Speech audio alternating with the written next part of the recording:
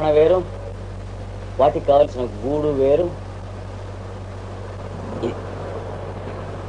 జాగరూకత వేరు. ఏమండి, తనకి వాటికి ఉన్నటువంటి సంబంధం వేరు. మానవ జన్మ వచ్చాక కూడా కొన్ని వందలో వేలో జన్మలు మనం ఇట్టగే గడుపుతాం. మన పిల్లలు, భార్య, మనం వేరు, మిగిలిన వాళ్ళు వేరు. మనం చేసేటువంటి శ్రమ వీళ్ళకు ముందు ఉపయోగపడాలి, తర్వాత వీలైతే టైం ఉంటే మిగతా వాళ్ళకే. టైం ఉండదు అప్పుడు, ఎందుకంటే ఆ ఉన్న టైం కూడా వీళ్ళకే ఉపయోగపడితే బాగుండని ఉంటుంది. అంచేత వీళ్ళకి నిజంగా ఉపయోగపడదు వీడు చేసేది. ఎంచేత వీడు చేసే పనులన్నిటికీ కూడా ఇన్సెంటివ్ ఏమిటి? దేని వల్ల బతుకుతూ ఉంటాడు? భీతి వల్ల బతుకుతూ ఉంటాడు.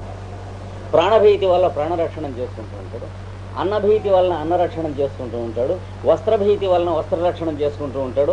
గృహభీతి వలన గృహరక్షణం చేసుకుంటూ ఉంటాడు. భార్యాభీతి వలన భార్యారక్షణం చేసుకుంటూ ఉంటాడు. సంతతి భీతి వలన సంతతి రక్షణం చేసుకుంటూ ఉంటాడు.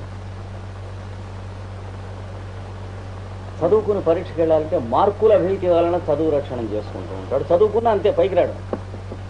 చదువు వస్తుంది కానీ విద్య రాదు. ఏమండి, పిల్లవాడిని బడిలో వేసినా సరే మన పిల్లవాడికి క్లాస్ ఫస్ట్ రావాలి అనేటువంటిది రక్షణ చేసుకుంటూ ఉంటాడు. అంటే పశుత్వంలోనే ఉంటాం. అంటే బతకటానికి కారణం ఏంటి? భీతి. ఏదైనా సరే, ఇల్లు భీతి అయినా సరే, ప్రాణభీతి ఏదైనా సరే, భీతి తప్ప బతకడానికి ఇంకొక కారణం లేదు. దాంట్లో ఉంటాం. అవకాశాలు రక్షణ చేసుకుంటూ ఉంటాడు.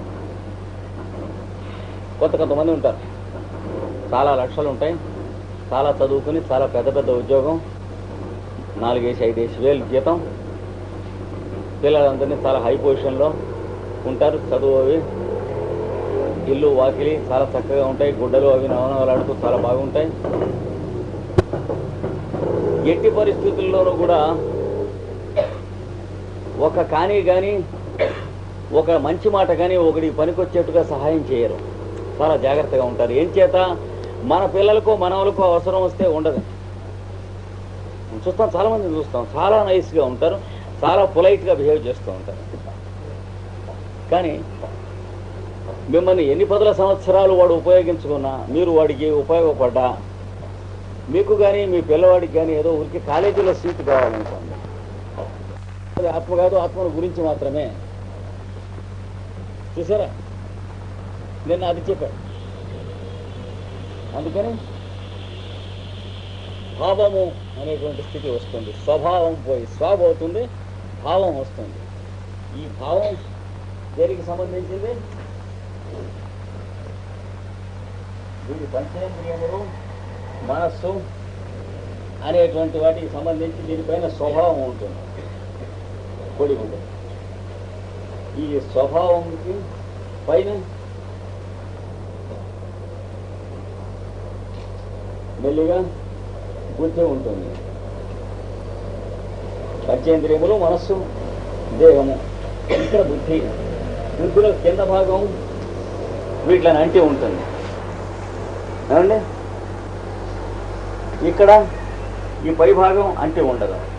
అంటే ఇక్కడ వచ్చేటప్పటికి ఇది వేరు, ఇది వేరుగా, సత్వం వేరు, పురుషుడు వేరుగా. ఎవరికి చెప్పాం కదా. ఇక్కడికి వచ్చేటి బుద్ధిలో సెకండ్ హాఫ్కి వచ్చేటికి సత్వమన్నా పురుషుడన్నా ఒకటే. కనుక ఇక్కడున్న మనం పేరు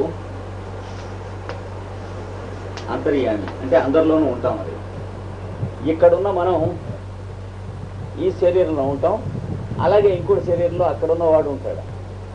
ఇక్కడికి వచ్చేటికి మీ శరీరం నా శరీరం లోపల కూడా ఒకడే ఉంటాడు. చూసారా ఎలా అయితే 2 మంచుగడ్డలు నీళ్లలో తేలుతూ ఉంటే, ఇక్కడున్న మంచుగడ్డ దేంది దాందే. ఇక్కడున్న మంచుగడ్డలు అడుగున ఇవి దేంతో చేయబడ్డాయో దాంట్లోనే తేలుతున్నాయి. చూసారా, 2 మంచుగడ్డలు ఉన్నాయి కానీ 2 నీళ్లు ఉండవు. ఏమండి,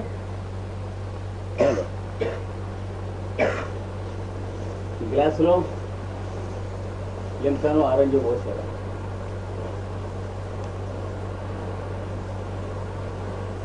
4 మంచుగడ్డలు వేశారు, దాని మీద ఇంకా ఆరెంజ్ పోశారు. ఇవి కరిగిపోయిన తర్వాత 4 డ్రింకులు ఉండవు కనుక ఇదేమో మంచుగడ్డల స్థితిలో ఉన్న మన అస్తిత్వం, వ్యక్తిత్వం. ఇది కరిగిపోయిన తర్వాత ఉన్నది. ఈ మధ్య ఉన్నది బుద్ధి.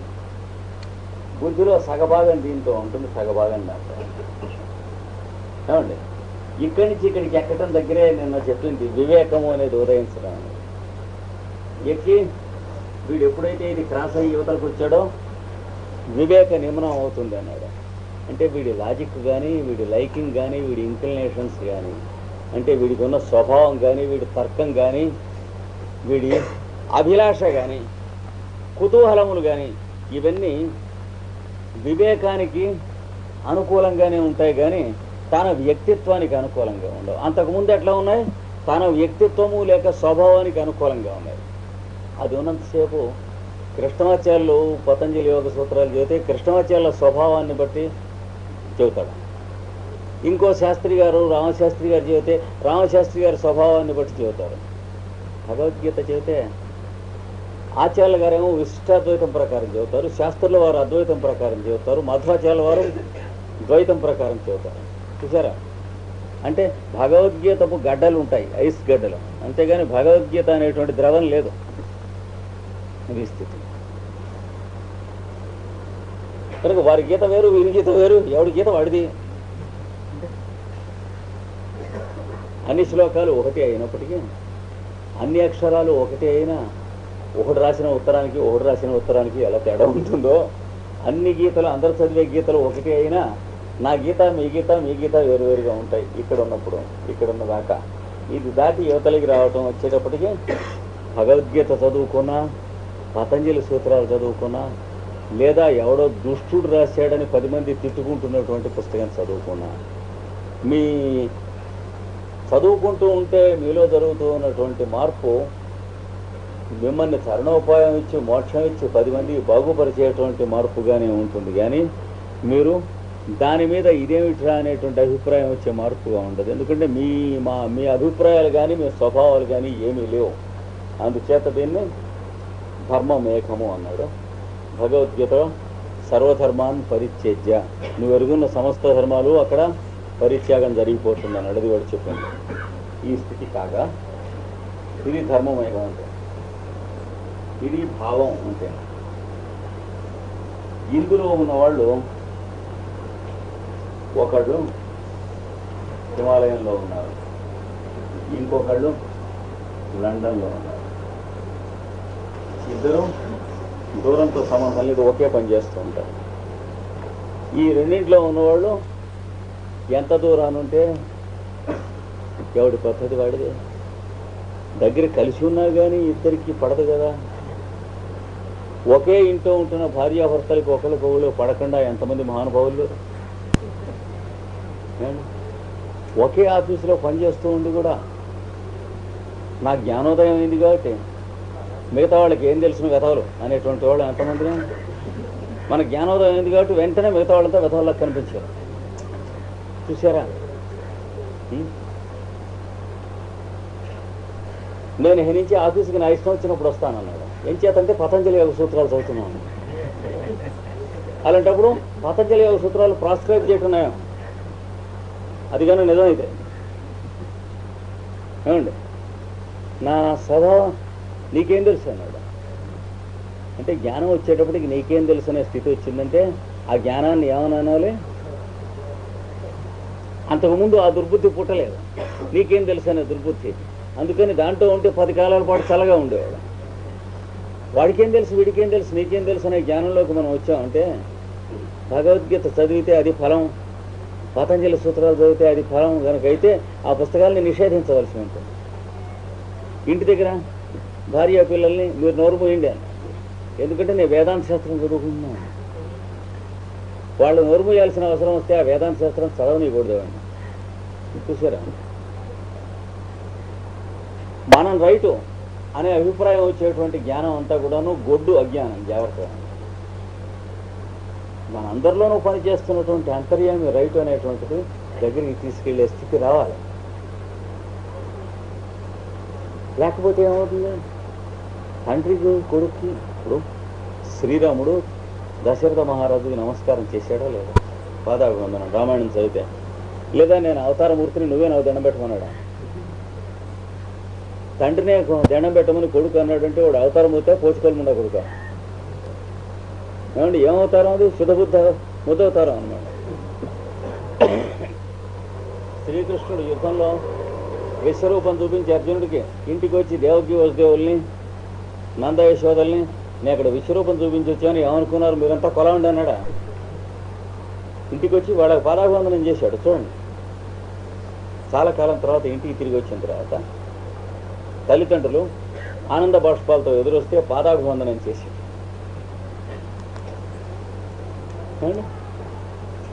కనుక మనకి జ్ఞానోదయం వచ్చింది కాబట్టి అన్నం చెవిలో పెట్టండి అన్న స్థితిలో అవ్వకూడదు. జ్ఞానం రాకుండా నోటితో తింటాం మంచిది, 10 కాలాల పాటు అజ్ఞానిగా ఉంది. అయోమయన పట్టాం. ఆఫీసులో ఎదురు తిరిగాడు. నువ్వు చెప్పినట్టు విన్నాడు ఆఫీసర్ని. నువ్వు ముండా కొడుకు అన్నాడు. ఏం చేతంటే నాకు జ్ఞానోదయం అయింది. పాశ్చాత్యంలో ఎక్కువ దొరుకుతుంటారు ఇలాంటి వాళ్ళు. ఇండివిజువాలిటీ అంటారు దాన్ని. మొదటిది పాశ్చాత్యంలో ఇండివిజువాలిటీ అనేటువంటి అంటే వ్యక్తిత్వం అనేటువంటి ఆ పొర చాలా గట్టి ఎక్కువ. అంటే జంతుత్వం యొక్క లక్షణం చాలా హెచ్చుగా ఉంటుంది. అది బదలవటం చాలా కష్టం. బ్లడ్స్కి చెప్పింది సీక్రెట్ డాక్టర్లో. అధ్యాత్మ విద్యకు ఎదురు తిరిగేటువంటి జాతి ఇవి బదలగొట్టుకుని బయటకు వస్తే తప్ప శరణాగతి అనేటువంటి అర్థానికి కానీ గురువుకి శిష్యుడు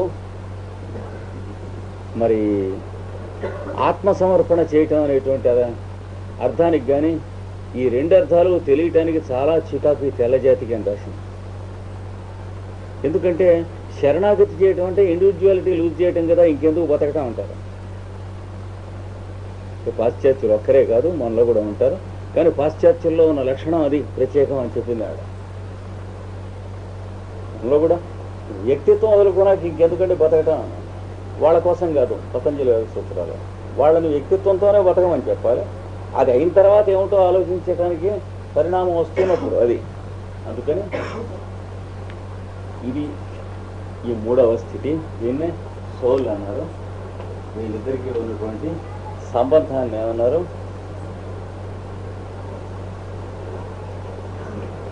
గ్రూప్ లివింగ్ అంటే సాన్నిధ్యము. జ్వాలాకులు గ్రూప్ లివింగ్ అని పేరు పెట్టాడు. మనం అందరం కలిసి ఉండి జీవించేవి కూడా 3 రకాల జీవనాలు. ఈ మొదటిది ప్రత్యేకత కలిగినటువంటి వాళ్ళు ఎలా కలిసి ఉంటాం? Maths living. అంటే సినిమా హాల్లో మనం 1000 మంది కూర్చున్నాం అనుకోండి, కిటకిటకిటకిటలా కొట్టాడుతూ ఎంతో దగ్గరగా కూర్చుంటాం. అంటే ఐకమత్యం అని అర్థం. అసెంబ్లీలో ఎంత దగ్గరగా కూర్చుంటారు అంతాను అంటే ఐకమత్యం అని అర్థం. పైగా సంతకాలు కూడా పెడతారు. మేము ఒకరితో ఒకరు డిఫర్ కావాలి. సంతకాలు పెట్టి యువతలకు వచ్చి కుక్కల్లాగా కోడిపుంజుల్లాగా పోటాడుకుంటూ ఉంటారు. ఇది అసెంబ్లీకి యువతలకి వస్తున్న వాళ్ళని చూస్తే మీరు చిత్రంగా ఉంటుంది.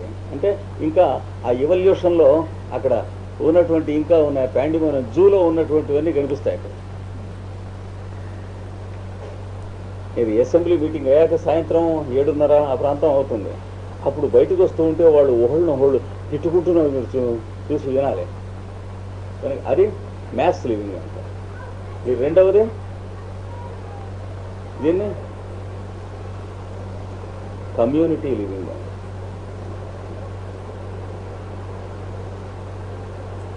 లేదా సోషల్ లివింగ్. ఈ 3వది గ్రూప్ లివింగ్. జ్వాలాకులుడు ఈ 3 వివరంగా ఇచ్చాడు. మ్యాథ్స్ కాన్షియస్నెస్లో వీళ్ళు ఉంటారు. అంటే ఎంత దగ్గరగా ఓడుకుదాని కూర్చున్నా ఎవడికి వాడే. వాడు భార్యాభర్తలు మరి రోజు ఎంత దగ్గరగా కలుస్తూ ఉంటారు కామ ప్రక్రియలో.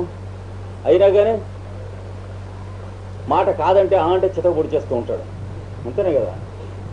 ఎడబెడ ఒక్క బద్దలు తీసి సావగొట్టేసేసి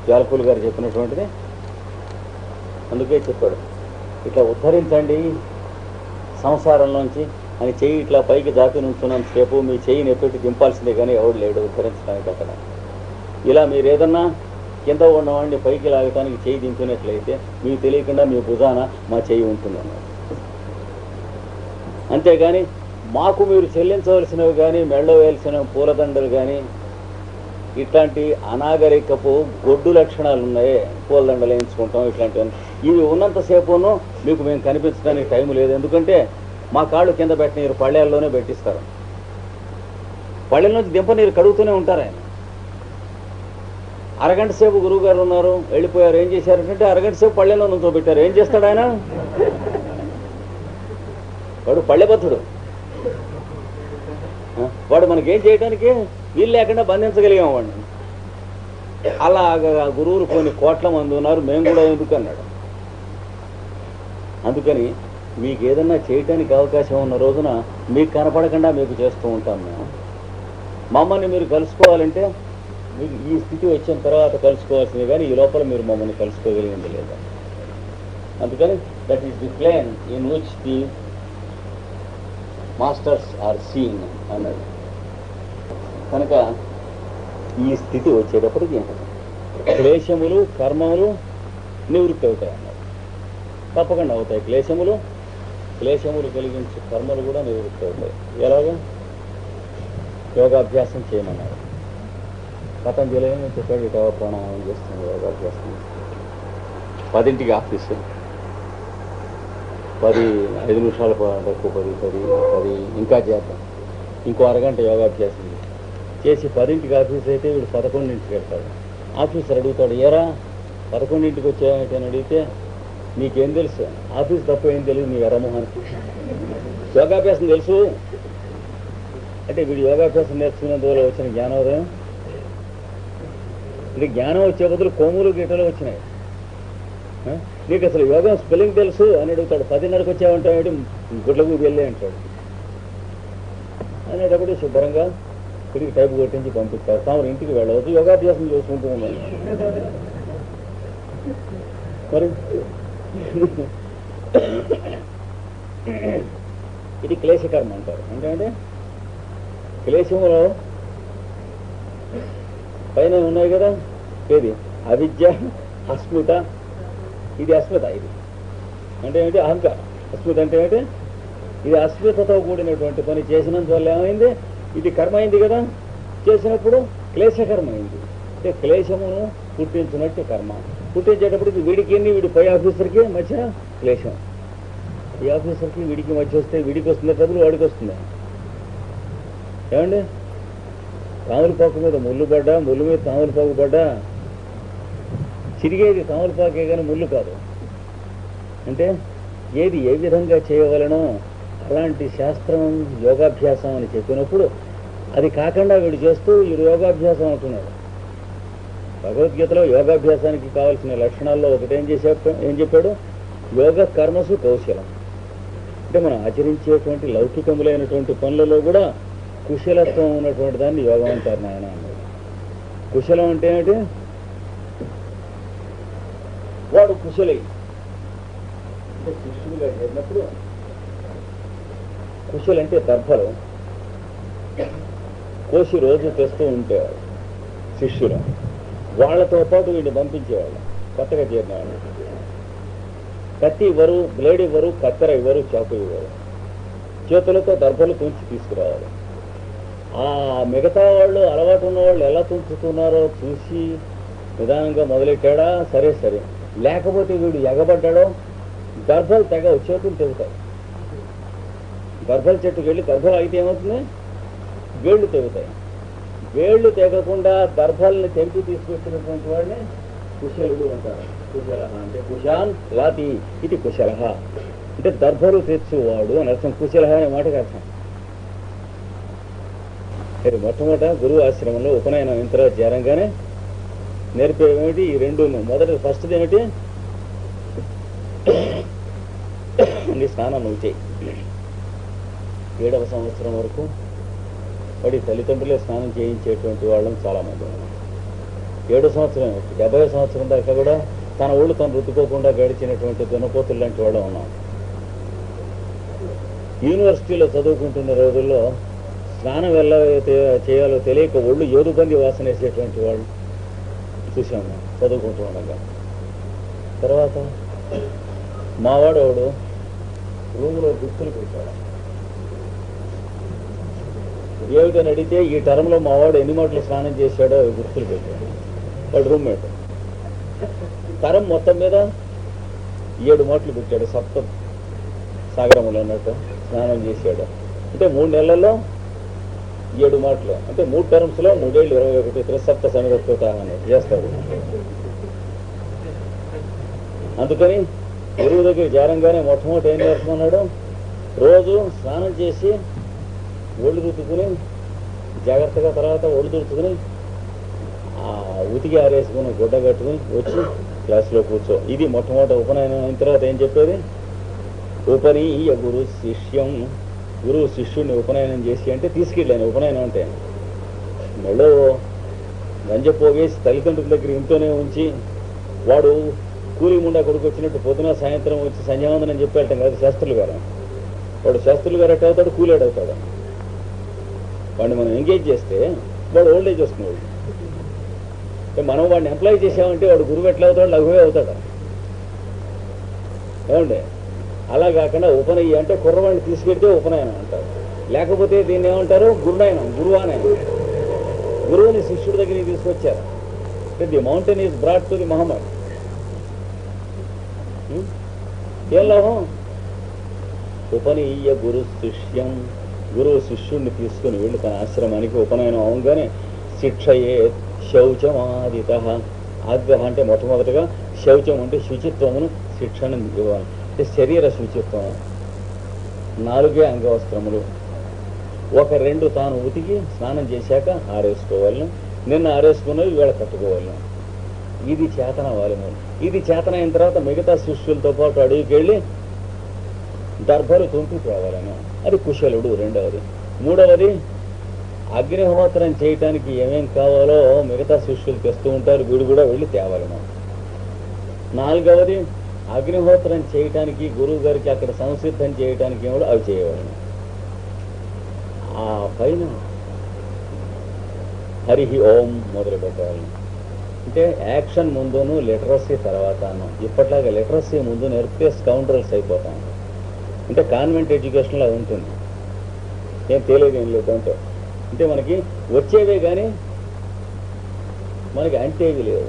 అంటే మైండ్కి వస్తాయి కానీ మనలో మార్పు తెచ్చేటువంటి ఏమీ లేవు. ఆ స్థితి వస్తుంది.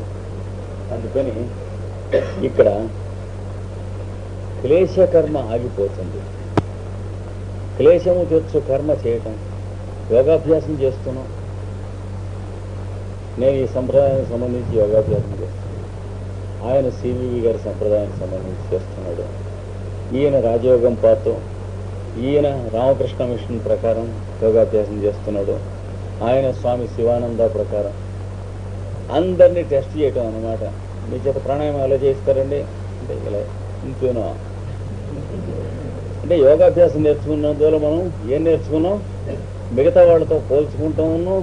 ఎవడెక్కువ ఎవడు తక్కువ అనేటువంటి ఒక పురుగు లాంటి బుద్ధి నేర్చుకున్నాం. అది క్లేశకర్మ. అది యోగాభ్యాసం అనే పేరుతోనే నేర్చుకున్నాం. అది చికాకం. అలాగే పూజ. ఒకడు పూజ చేస్తూ ఉంటే వారు పూజ చేస్తున్నారు. రోజు నేతితో హోమం చేస్తారు, పూజ చేస్తారు. అలాగా ఎంత నేతితో చేస్తారు, 1 కేజీ నెయ్యింది రోజు. 2 కేజీలతో చేస్తాను అని పూజ మొదలెట్టాడు అనుకోండి. పూజ అవుతుందా? తర్వాత వాడు కేజీ వాడు పూజ చేస్తున్నా అంటే మన దగ్గర చెప్పకండి అన్నాడు. ఎందుకంటే మనది 2 కేజీలు పూజ అని. అలాగే వాడు పూజ చేస్తూ ఉంటే వాడి పేరు నలుగురిలో ప్రసిద్ధమైంది కనుక వాడు 7 రోజుల్లో నెత్రుకొక్కు చచ్చిపోవాలని వీడు పూజ చేయడం మొదలెట్టాడు. ఇది పూజ అవుతుందా? కనుక క్లేశకర్మ ఇవన్నీ కూడా. అంటే మంచి పనుల పేరుతోనే జరుగుతూ ఉంటాయి. మంచి వాళ్ళని గురించి ఆలోచిస్తూనే జరుగుతూ ఉంటాయి ఇవన్నీ కూడా. ఎందుకని వాడికి మనకి ఆంతర్యం చూసే స్థితిలో ఉన్నాం కానీ, అంటే ఇందులోనే ఉన్నాం కానీ మనం ఇందులోకి రాలేదు. పెద్దల అనుగ్రహంతో వచ్చినట్లయితే వాళ్ళలోనూ మనలోనూ ఒకడే ఉంటాడు. అందుకని క్లేశకర్మలు ఈ పై చెప్పిన ధర్మమేఘం అనేటువంటి స్థితి వచ్చేటప్పటికి ఏమవుతాయి? క్లేశకర్మలు ఆగిపోతాయని చెప్పారు. అది నేను చెప్పినటువంటి విషయం. అంటే వాడు ఎంత మంచి పని పేరైనా సరే క్లేశకర్మ తెచ్చుకోవచ్చు. ఏమండి, అంత దూరం తిరుపతి వెంకటేశ్వర స్వామి చూద్దామని వెళ్ళి పెడుతున్నాడు, వీళ్ళు ఎక్కడ నిలుచున్నాడు, గోవిందా గోవిందా నడుస్తున్నాడు. వాడు 2 నిమిషాలు చూసి పదండి పక్కకి అన్నాడు. వెళ్ళలేదు. వెనక వాళ్ళంతా క్యూ ఆగిపోయింది. పదవయా పక్కగా అనేటప్పటికి లాగి లెంపకాయ కూర్చోండి. ఏది ఆ క్యూ నడుపుతున్న వాడిని. వాడు మళ్ళీ కొట్టాడు. వాడు వీడును అక్కడ తగ్గు అయింది. యువతలకు వచ్చి అంటాడు, వాడు లెంపకాయ నేను కొట్టాను, వాడు కొట్టాడు, లెంపకాయకి సరే ఆ సందులో ఇంకో 2 నిమిషాలు ఎక్కువసేపు దేవుడి దగ్గర ఉన్నాను అన్నాడు. వీడు దేవుడి దగ్గర ఉన్నాడా, లెంపకాయ దగ్గర ఉన్నాడా? ఏమండి, అసలు అంతసేపు లోపల ఉండగలిగింది ఎవరు? మనకు ఛాలెంజ్ వెంకటేశ్వర స్వామితో ఛాలెంజ్ అన్నాడు. గర్భాలయంలో అంతసేపు ఉన్నాను అక్కడ అన్నాడు.